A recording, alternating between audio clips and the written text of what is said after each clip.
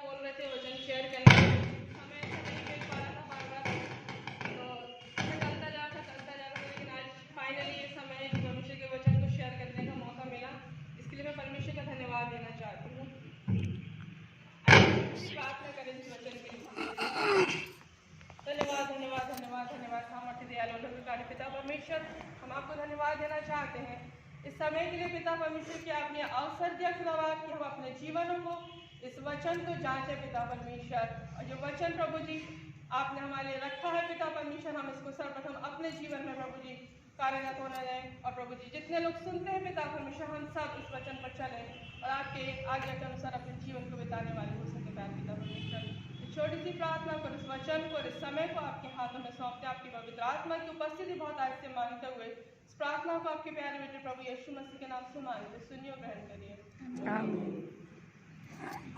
परमेश्वर के वचन में से देखेंगे आज हम 7 पापों के हम देखेंगे जो अपने जीवन में जो 7 घातक पाप होते हैं, छोटे छोटे होते हैं, लेकिन हम कभी इन विषय के बारे में सोचते नहीं हैं और वो हमारे जीवन में होते चले जाते हैं, हमारे रूटीनली जीवन में आते जाते हैं। तो जो 7 घातक पाप है हमारे जीवन में, और भी पाप है लेकिन जो मेन है घातक, सबसे पहला है लालच, उसके बाद है क्रोध, जलन, आलस। आलस को हम कभी नहीं सोचते कि ये पाप है, लेकिन ये आलस हमारे जीवन में सबसे बड़ा पाप कहलाता है। पेटूपन, व्यभिचार और घमंड, ये 7 अगर आप लिखना चाहते हैं तो लिख भी सकते हैं। तो ये पॉइंट बाय पॉइंट हम देखेंगे, लेकिन आज जो विचार करेंगे वो लालच के विषय में करेंगे और फिर कभी समय मिलेगा तो हम आगे के विषय के बारे में भी देखेंगे। लेकिन आज सबसे पहले हम लालच के विषय में देखेंगे। लालच एक सामान्य कारण होता है हमारे जीवनों में, जो छोटी छोटी चीज़ों के लालच हमारे जीवनों में आते हैं उनको हम देखेंगे। पहला देखेंगे हम वचन के उसमें से देखेंगे, पहला देखेंगे धन का लालच। हम कोई पढ़ते हैं पहला तीमुथियुस 3 उसका 30 आयत, पहला तीमुथियुस 3 अध्याय उसकी 30 आयत, धन का लालच।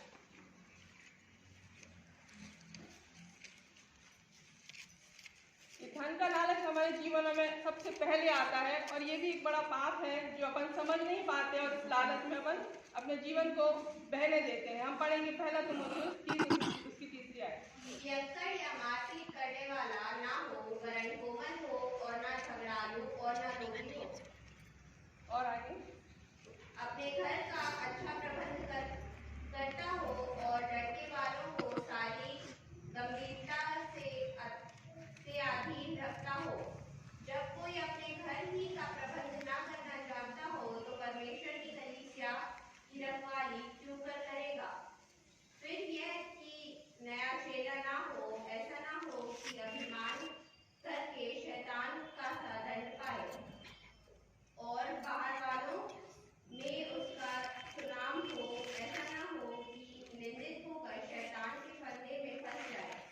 वैसे ही सेवकों को भी गंभीर होना चाहिए, दो रंगी, पियक्कड़ और नीच कमाई के लोभी ना हो, पर विश्वास के भेद को शुद्ध विवेक से सुरक्षित रखें। बस हम यहाँ देखेंगे पहला तीमुथियुस 30 की आयत में जो लिखा है कि हमें किसी भी प्रकार की लालसाओं में फंसना नहीं है, और यह लिखा है कि किसी भी प्रकार की नाना प्रकार के संसारिकता में भटकना नहीं है हमको, है ना। और दूसरी बात हम देखेंगे अनैतिक संबंधों का लालच। ये लालच के विषय में जो वचन में दिया गया उसके हिसाब से हम देखेंगे। और तीसरी बात हम देखेंगे अनैतिक संबंधों का लालच, दूसरा पत्रस 2 उसकी 14 आयत।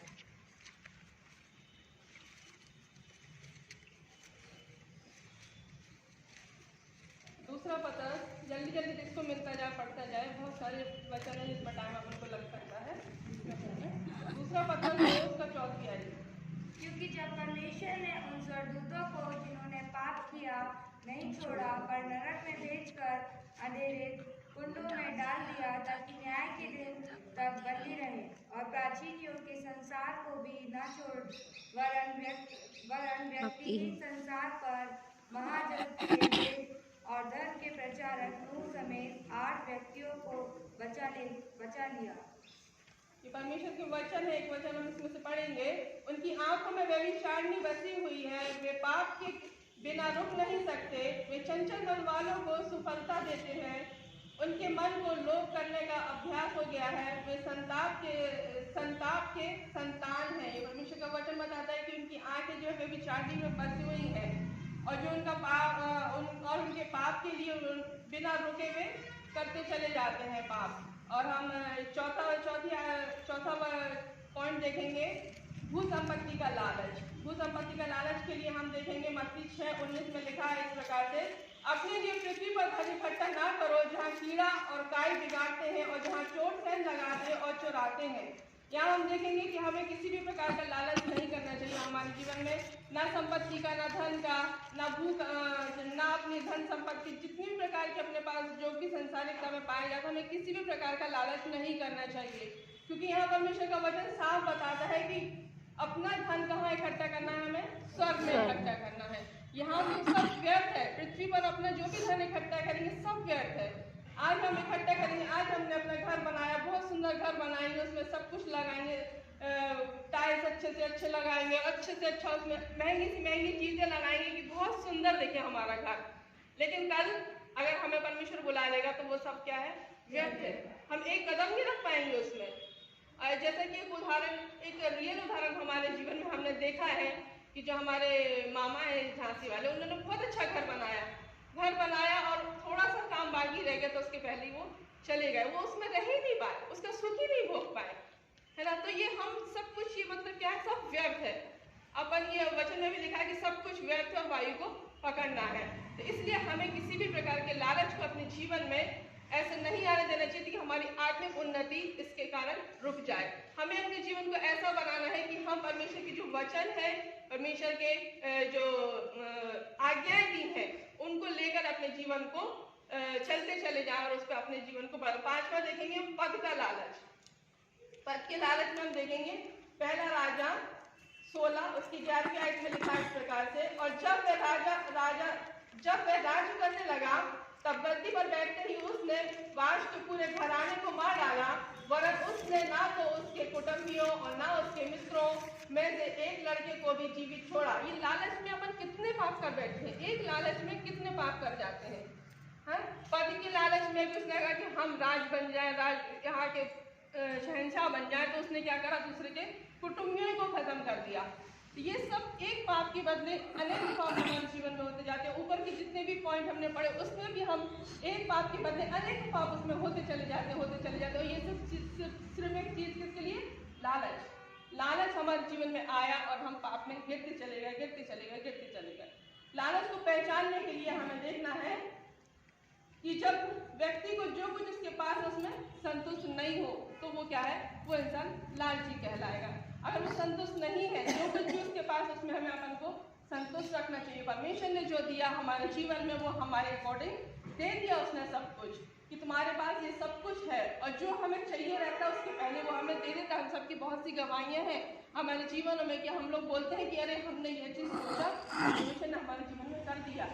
तो हमें, जो हम मसीही लोग हैं, हम विश्वासी लोग हैं परमेश्वर में, उनको किसी भी चीज़ की लालच करने की ज़रूरत नहीं है, किसी भी चीज़ के पीछे भागने की ज़रूरत नहीं है, बनिस्बत इसके कि हम सिर्फ परमेश्वर की ओर दौड़ते चले जाएं, उस निशाने की ओर जो परमेश्वर ने हमारे जीवन में रखी है। तो हम इन सब बातों से हम परे हो जाएंगे, इन सब बातों से दूर हो जाएंगे, क्योंकि अगर हम परमेश्वर के वचन पे चलेंगे तो जाहिर सी बात है कि हमें परमेश्वर का वचन, परमेश्वर का दूत जो हमारे लिए एक नियुक्त है, एक दूत एक जन के लिए परमेश्वर नियुक्त करके रखा है, और वो परमेश्वर के सामने देखता रहता है कि उसका इंसान क्या कर रहा है साथ साथ। तो वो परमेश्वर का जब हम गलत काम की अपना कदम या सोच के साथ भी डालेंगे ना, वो तुरंत हमारे पिंच करेगा कि नहीं ये गलत है, ऐसा नहीं करना है। अपन उस बात को अपन को सुनते हुए अपने जीवन में आगे बढ़ना है कि नहीं, परमेश्वर के वचन में ऐसा लिखा है, 10 आज्ञाओं में ऐसा लिखा है, आत्मा के 9 फल में ऐसा लिखा है। सब कुछ को हमने जो संडे स्कूल में अकॉर्डिंग सीखे हैं अपन लोगों ने, और बच्चों को भी काफ़ी सिखाया है, ये सब चीज़ हम बड़ों के जीवन में भी होना चाहिए और उसके अनुसार हम अपने जीवनों को भी चलाना चाहिए। हमने जैसा पहला देखा कि हमारे जीवन में संतुष्टि ना होने के कारण लालच आ जाता है। दूसरा हम देखेंगे जब व्यक्ति धन दौलत को ही जीवन सुरक्षा और आनंद का कारण समझ लेता है। जब वो धन दौलत में ही और आनंद संसार के में लौलीन हो जाता है, तो उस कारण भी हमारे जीवनों में ये सब पाप और लालच के कारण चलते चले जाते हैं। तो हम पहचान लेते हैं कि ये इंसान लालची है। अपन लोग खुद समझ लेते हैं इस बात के लिए, अरे ये तो बहुत लालची इंसान है। तो ये लालच क्या है? पाप में हम बार बार बता देंगे, लालच क्या है? ये पाप है हमारे जीवनों में, जो एक पाप के कारण अनेकों पापों को उत्पन्न करता चला जाता है। जैसे कि लूका 12 और उसकी 18 से 21 में लिखा है, और उसने कहा, मैं यह करूंगा, मैं अपनी बकरियां तोड़कर उसमें बड़ी बनाऊंगा और वहां अपना सब अन्न और संपत्ति रखूंगा और अपने प्राण से कहूंगा कि प्राण, तेरे पास बहुत वर्षों के लिए बहुत संपत्ति रखी है, चैन कर खा पी सुख से रह। परंतु परमेश्वर ने उससे कहा, हे मूर्ख, इसी रात तेरा प्राण तुझसे ले लिया जाएगा। तब जो कुछ तूने इकट्ठा किया है वह किसका होगा? यह परमेश्वर का वचन साफ बता रहा है, साफ साफ शब्दों में लिखा है कि हे मूर्ख, किसको बोला है? हे मूर्ख कौन? जो लालच करके अपना धन बटोर रहा है, सब कुछ में अपन लगे हैं कि आज इस दुनिया में आए हैं तो हमें तो ये तो करना ही पड़ेगा, नहीं तो कैसे चलेगा हमारा काम। अपन यही सोचने लगते हैं ना अपनी जिंदगी में कि अरे वाह, नहीं करेंगे तो कैसे चलेगा। वो देखो कितना, हमारी जो फ्रेंड उसका जो गाड़ी भी है, सब कुछ है, आज हमारे पास कुछ भी नहीं है और हमें भी चाहिए। आ जाता है देखने में लालच, लेकिन हमें ये नहीं करना, क्योंकि हम इस दुनिया में क्या है, एक परदेसी हैं और हमें सारा धन, परमेश्वर का वचन साफ शब्दों में लिख दिया कि हमें अपना सारा धन कहाँ इकट्ठा करना है? स्वर्ग में इकट्ठा करना है, जहाँ न कीड़ा न काई कोई भी उसको नहीं खाएगा। यहाँ पे जो इकट्ठा करेगा उसको क्या बोल रहा है परमेश्वर? हे मूर्ख, है ना। जितने लोग यहाँ इकट्ठा कर रहे हैं अपना संपत्ति, वो मूर्ख। परमेश्वर का वचन मैं नहीं बोल रही, लेकिन परमेश्वर का वचन यहाँ पे साफ बता रहा है। लूका 12, 18, 21 में 18 से 21 तक में पूरा पढ़ेंगे, उसमें साफ बता, हे मूर्ख, इसी रात तेरा प्राण तुझसे ले लिया जाएगा। तब जो कुछ तूने इकट्ठा किया है वह किसका होगा? किसका होगा? अपन सोचते हैं हमारे बच्चों के लिए इकट्ठा हो जाएगा इसके लिए, लेकिन हमने जब हम चले गए तो हमने क्या देखा कि हमें क्या पता कि वो हमारे बच्चों के लिए है कि किसके लिए है, कि क्या हो रहा है। फिर थोड़ी ना पता अपन को, जब तक अपन इस दुनिया में अपनी आंखें खोले हैं, देख रहे हैं, तब तक हमें पता क्या रही है, हम अपने बच्चे के लिए इकट्ठा कर लेंगे, इसके लिए इकट्ठा कर लेंगे। लेकिन जब अपन यहाँ से चले गए तो हमें नहीं पता कि वो हमारे बच्चे के लिए यूज हो रहा है या किसके लिए यूज हो रहा है, हमें नहीं पता। इसलिए हमें क्या इकट्ठा करना है? स्वर्ग में धन इकट्ठा करना है। अपने बच्चों के लिए परमेश्वर से आशीषें मांगनी है कि परमेश्वर हमारे बच्चों को इतनी आशीष दे, इतने अपने वरदानों से भर दे कि इसे कभी किसी चीज की कमी घटी ना हो जाए, कभी किसी चीज के लिए ऐसा इसको किसी के आगे हाथ न फैलाना पड़ जाए। इतनी आशीषें, इतने वरदानों से भर दे परमेश्वर हमारे बच्चों को। अगर हम अपने बच्चों के लिए आशीषें मांगेंगे परमेश्वर से, तो वो हमारे लिए स्वर्ग में जब अपन यहाँ से जाएंगे तो परमेश्वर कहेगा तुमने अपने बच्चों को क्या सिखाया। तो हमें अपने बच्चों को यही सिखाना है और यही इकट्ठा भी करना है अपन को, अपना धन, कि अपन अपने बच्चों के लिए आशीषें इकट्ठा करें, परमेश्वर से मांगे कि परमेश्वर हमारे बच्चों के लिए बहुत सारी आशीषें हमारे बच्चों के लिए देना, ताकि हम यहाँ से चले भी जाए तो ये बच्चे आपके प्रभु में बने रह सके और आपकी आशीषों को अपने जीवन में देखें, ना कि संसार की लालच में लिप्त हो जाए। तीसरी जब हम बात देखेंगे कि यहाँ पर वचन बताता है, जब व्यक्ति के व्यवहार में स्वार्थ और कंजूसी और अन्याय प्रकट हो जाता है, तो उससे भी हम पहचान सकते हैं कि ये इंसान बहुत कंजूस है, ये लालची हैगा। जब उसके जीवन में स्वार्थ आ जाएगा, जब उसके जीवन में कंजूसी आ जाएगी, अन्याय प्रकट होने लगेगा एक दूसरे के प्रति, तो इस बात के लिए भी हम पहचान सकते हैं कि ये बहुत इंसान लालची है। परमेश्वर के वचन में याकूब 5:5 में लिखा है, तुम पृथ्वी पर भोग विलास में लगे रहे और बड़ा ही सुख होगा। तुमने इस बद के दिन के लिए अपने हृदय का पालन पोषण करके मोटा ताजा किया। क्या किया? ये सब बटोर के अपने हृदय का पालन पोषण करके मोटा ताजा किया है। लेकिन आगे परमेश्वर का वचन बताता है, वो धनवान और कंगाल की कहानी को देखेंगे। खूब धन कमाया, खूब अपन ने अच्छे से अच्छा ऐश किया, लेकिन बाद में क्या हुआ? वो कहाँ चला गया? वो नरक की आग में चला गया। और जो कंगाल था वो कहाँ गया? इब्राहिम की गोद में बैठा। और फिर क्या बोलता है वो धनवान की, मुझे एक बूंद पानी दे, डाल दे मेरी जीभ में कि वो हो जाए। लेकिन यहाँ परमेश्वर का वचन साफ बता रहा है कि हमें, जब परमेश्वर ने इतने सारे उदाहरण हमारे जीवन में वचन में से इतनी बातों को दिया, तो हमें अपने जीवन को इसके अनुसार चलाना जरूरी है। मेरे को भी जरूरी है और आपको भी जरूरी है कि हम सब इस वचन के अनुसार अपने जीवनों को चलाएं और इस संसार की मोह माया में अपने जीवन को व्यतीत ना करें। चौथी बात हम देखेंगे, जब व्यक्ति भौतिकता के नशे में अपनी ईमानदारी खो देता है। ये कारण है कि हम पहचानते हैं कि जब हम पहचान सकते हैं कि जो ईमानदार नहीं है तो वही लालच में घिरा हुआ है।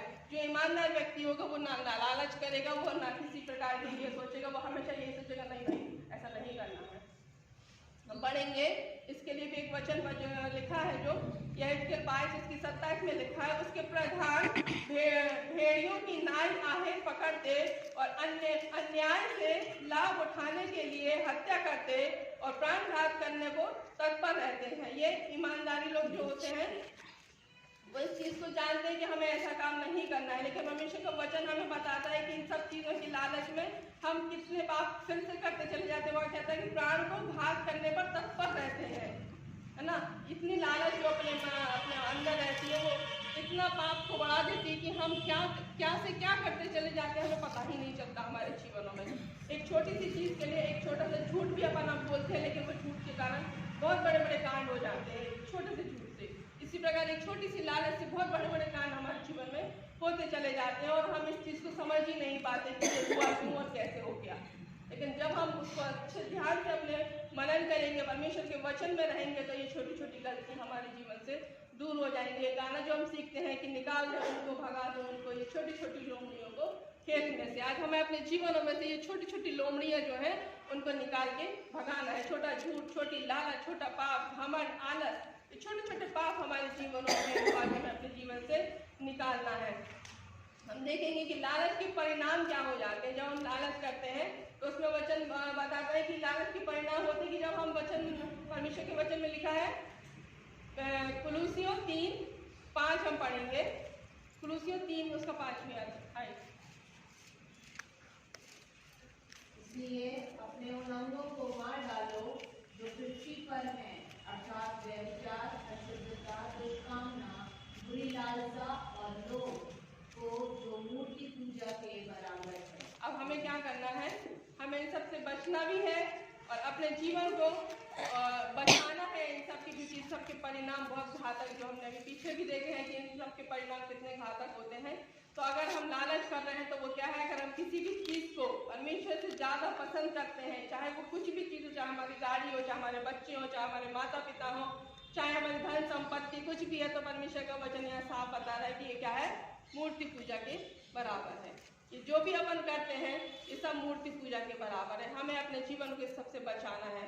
और एक और हम देखेंगे दूसरा, यह परमेश्वर की सर्वप्रथम आज्ञा का उल्लंघन है। परमेश्वर का वचन बताता है कि ये क्या करते हैं, अपन आज्ञा का उल्लंघन करते हैं। अगर हम इन सब बातों में चले जाते हैं और अपने जीवन को नहीं बचाते तो ये परमेश्वर की एक आज्ञा का उल्लंघन है। परमेश्वर का वचन की 10 आज्ञाओं में लिखा है ना कि तू लालच मत करना, है ना। तो ये अपन आज्ञाओं का उल्लंघन करते हैं। ये हम पढ़ेंगे मत्ती 22:36 से 40 में।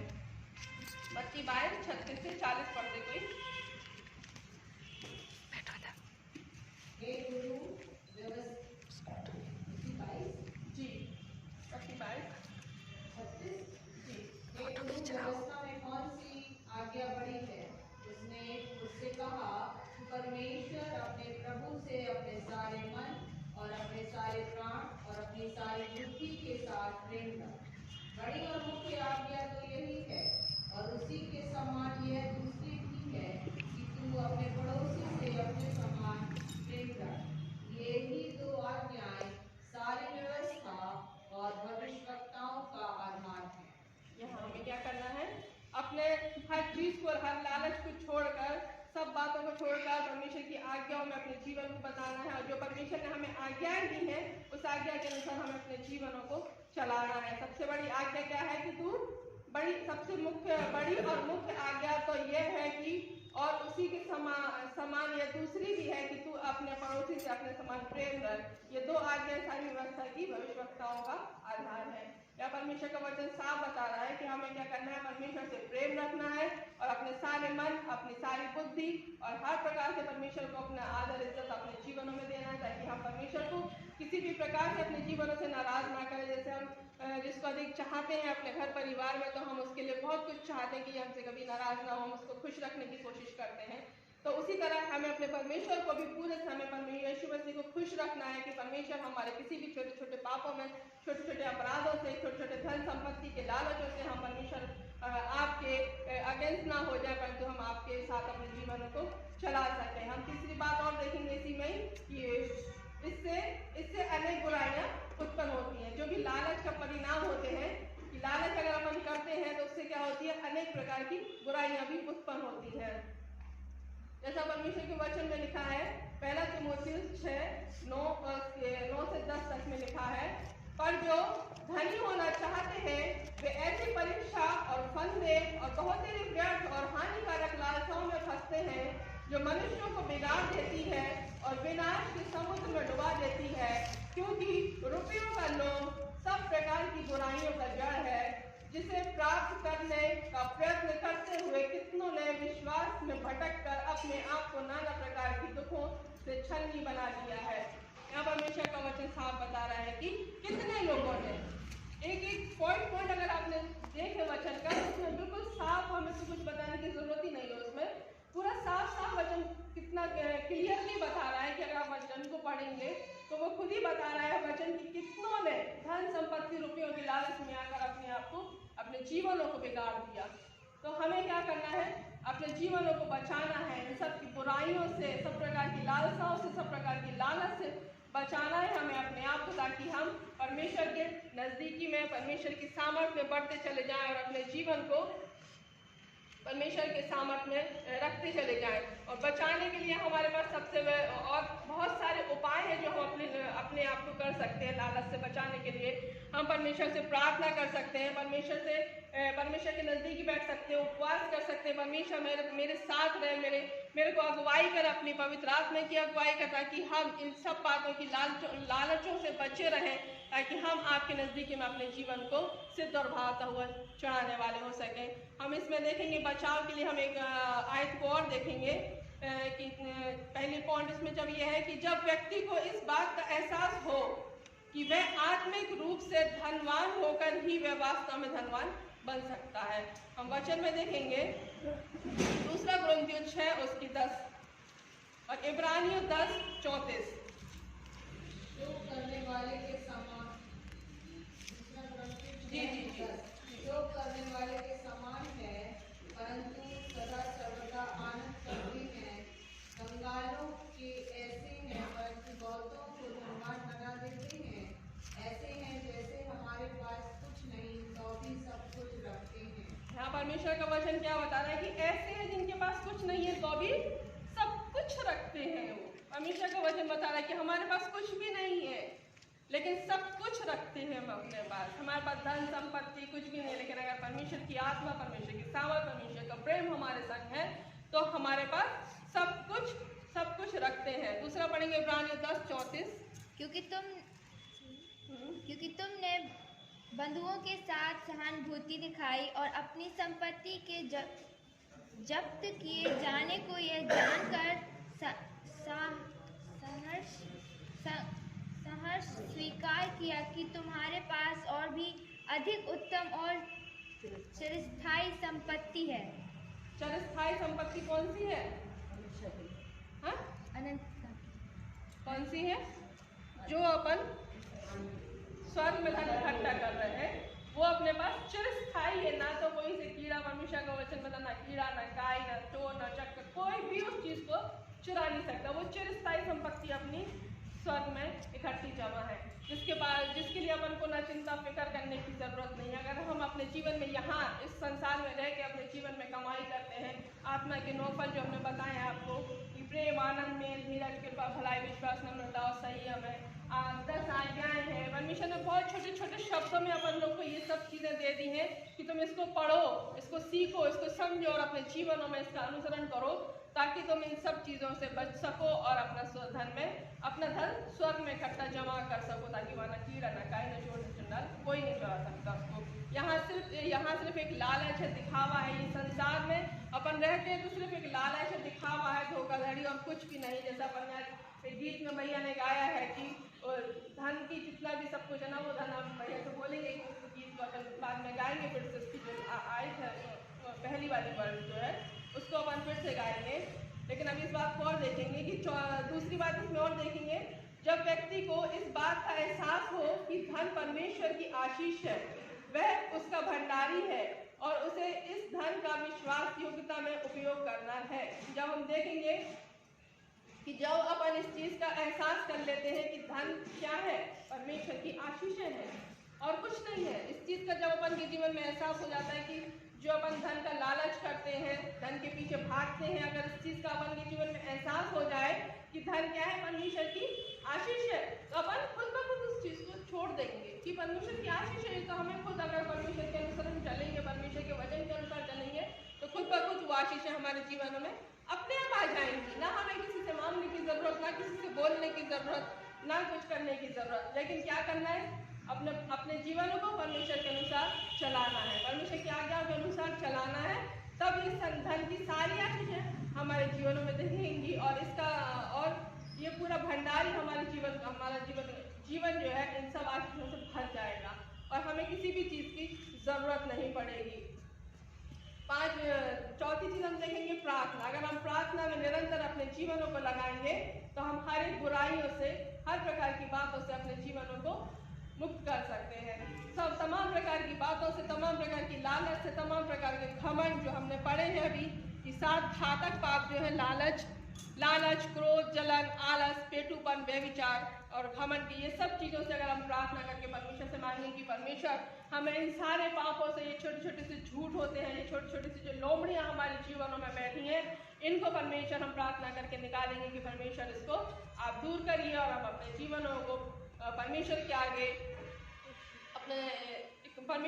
अपने जीवन को चढ़ा सकते हैं, ताकि परमेश्वर हमारे जीवनों में वो आशीषों को देख सके और वो आशीषें दे सके जो परमेश्वर हमारे जीवनों में देना चाहता है। हम प्रार्थना करेंगे कि परमेश्वर हमारे जीवनों को जिस योजना के तहत परमेश्वर ने हमारे जीवनों को इस संसार में रखा है, एक एक के जीवन के लिए पता नहीं परमेश्वर ने दीदी के लिए क्या योजना बनाई है, भाभी के लिए क्या योजना बनाई है, मम्मी के लिए क्या योजना, सबके लिए एक एक जितने पर्सन यहाँ बेंच पर बैठे सबके लिए अलग अलग योजना है। और परमेश्वर चाहता है कि वो योजना जो मैंने इसके लिए बनाई है, इसको यहाँ दुनिया में भेजा है, इससे जो मुझे काम करना है ये अपने जीवन को हमारे लिए दे, ताकि मैं इससे अपना काम करवा सकूं। सबके लिए एक अलग अलग काम परमेश्वर ने रखा है और अलग अलग चीज़ों के लिए नियुक्त किया। हमें नहीं पता, जैसे संदीप भैया को भी नियुक्त किया है कि वो वचन का प्रचार करें और लोगों को अपने नजदीक आपके परमेश्वर के वचन के बारे में बताएं, तो वो इस चीज़ के लिए अपने आप को समझे और आज परमेश्वर के वचन के लिए यहाँ पे खड़े हैं और बहुत से लोगों को परमेश्वर के नजदीक में लाते हैं। ऐसे हमारे जीवनों के भी बहुत से अलग अलग काम है। नहीं पता किसी को संगीत का होगा, किसी को कुछ का, अलग अलग वरदान दिए गए हैं, अलग अलग योजनाएं हैं परमेश्वर की, जो परमेश्वर हमारे जीवन से चाहता है कि बेटे लौट आता है कि मैं अपनी योजना को तेरे जीवन से इस्तेमाल कर सकूं और तुझे अपने महिमा के लिए यहाँ भवन में खड़े कर सकूं। और परमेश्वर का धन्यवाद देना चाहते हैं सुंदर वचन के लिए जो परमेश्वर ने दिया है। हम चाहेंगे भैया से कि भैया वाला गीत से एक बार गा दे। सब अपने साथ में खड़े, सब लोग मिलके गाएं। सेम सॉन्ग, छोड़ दे। बहुत अच्छा सॉन्ग है। जो वचन है कि छोड़ दे, हम सब बातों की लालच को छोड़ना है अपने जीवनों से और इस वचन के अनुसार अपने जीवनों को तैयार करते रहेंगे। जब भी भैया ये गीत गाएंगे तो हम अपने इस वचन को भी याद करेंगे कि हमें सारी लालच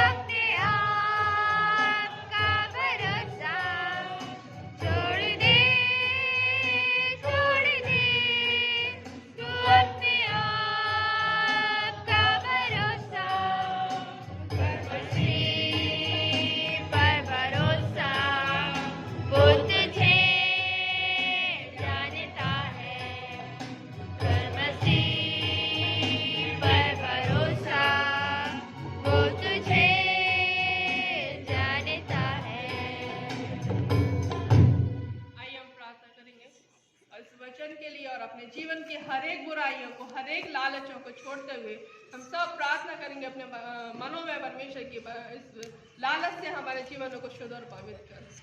धन्यवाद धन्यवाद धन्यवाद धन्यवाद धन्यवाद देते सामर्थ्य दयालु अनुग्रहकारी पिता परमेश्वर, हम इस समय में पवित्र भवन में खड़े होकर तेरे नाम का धन्यवाद और स्तुति और आराधना और महिमा करते हैं पिता परमेश्वर। प्यारे प्रभु यीशु मसीह, इस समय जो वचन आपने हमारे जीवनों में दिया है, ये लालच, ये झूठ, ये बैर भाव पिता परमेश्वर, घमंड, ये सब कुछ हमारे जीवनों से चले जाए पिता प्रभु यीशु नासरी।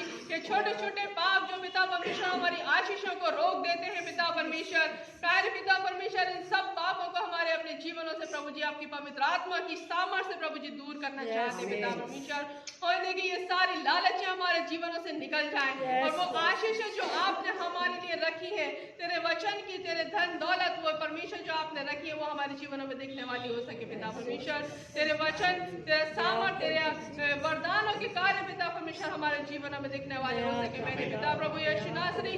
प्यारे पिता परमेश्वर, हम आपसे प्रार्थना करते हैं कि लालच के कारण हम अपने जीवनों को जो बर्बाद कर देते हैं पिता परमेश्वर, इन सब से हमारे जीवनों को बचा ले मेरे राजा। पिता परमेश्वर, इन लालच को हमारे जीवनों से दूर करना पिता प्रभु जी, ताकि हम अपने जीवनों को आपके लिए चढ़ाने वाले हो सके, आपकी योजना के अनुसार अपने जीवनों को चलाने वाले हो सके।